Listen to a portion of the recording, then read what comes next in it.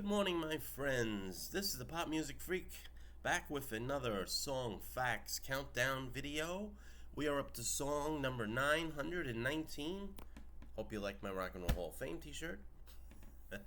This is a member of Rock and Roll Hall of Fame, absolutely one of the earliest members. Definitely. This is about a song that became a big hit that went through the hands of Lord knows how many different singers before it finally found a singer to have a hit with this song. It was unbelievable. Hold on. It was one of those deals that this was a song that was passed through all different artists in Motown until they finally found someone to have a hit record with it. So, let's go over the song facts for Once in My Life, Stevie Wonder. It was a song written by Ron Miller and Orlando Murden for Motown Records Stein and Van Stock Publishing Company and first recorded in 1965. It was written and first recorded as a slow ballad. There are differing accounts of its earliest versions, although it seems that it was first recorded by Connie Haynes, but first released in 1966 by Gene DeShawn. Other early versions of the ballad were issued by Nancy Wilson, the Four Tops, the Temptations, Diana Ross, and Tony Bennett, whose recording was the first to reach the pop charts. The most familiar and successful version of For Once in My Life was an up-tempo arrangement by Stevie Wonder.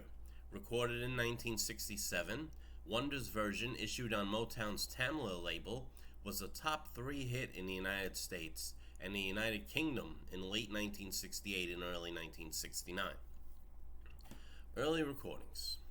Miller and Murden wrote the song in 1965 as a slow ballad and passed it around various singers so that it would be tried out and refined. Among those who, it is claimed, heard and performed the song in about 1966 but did not record it were Joe Thompson, a club singer in Detroit, Sherry Kay, who may have performed it in a musical review at the Gem Theater, and Johnny Hartman, who turned it down. Gene DeShawn was one of the singers who was originally tapped by Ron Miller to demo the song as he was fine-tuning the composition. Miller was impressed by DeShawn's rendition, and her version, produced by Esmond Edwards, was issued as a single on Chess Records' Cadet label in October 1966.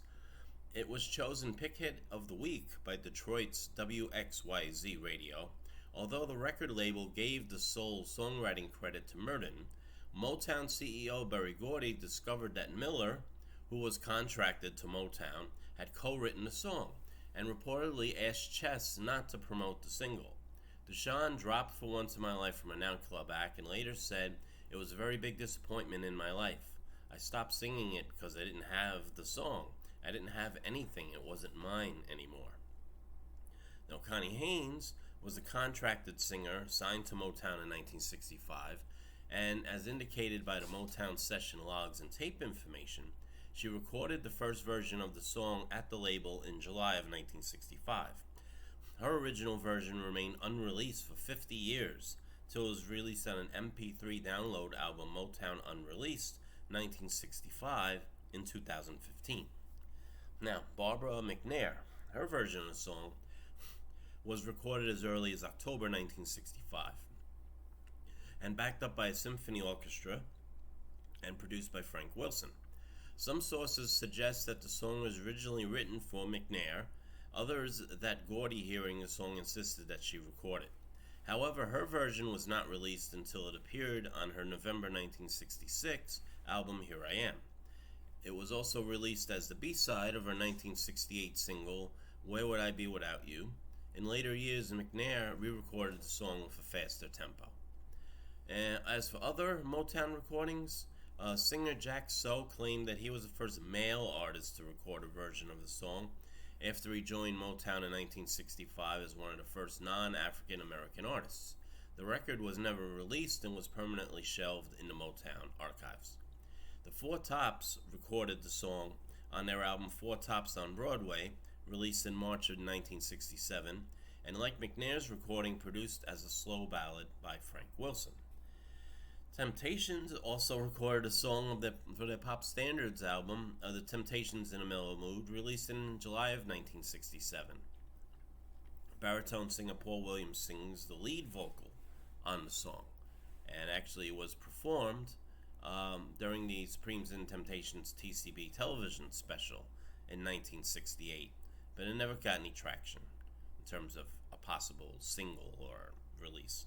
Diana Ross and the Supremes recorded a mid-tempo bossa nova-inspired version in early 1969 that wasn't discovered until the 2010s and not released until 2019, and actually was performed after Stevie Wonder started having a hit with it with his version. The song would become the most covered song in the Motown catalog by fellow Motown artists. It was recorded other artists that have attempted it: Billy Eckstine, Martha and the Vandellas, Soupy Sales, what? Jonah Jones, 68, Smokey Robinson and the Miracles in 69. They did it after Stevie Wonder. Kiki D recorded it in 69. A young Kiki D. Sammy Davis Jr. recorded it. The Ding Dongs in 1970. And Gladys Knight and the Pips in 1973 after they left Motown. Now, Tony Bennett in 1967.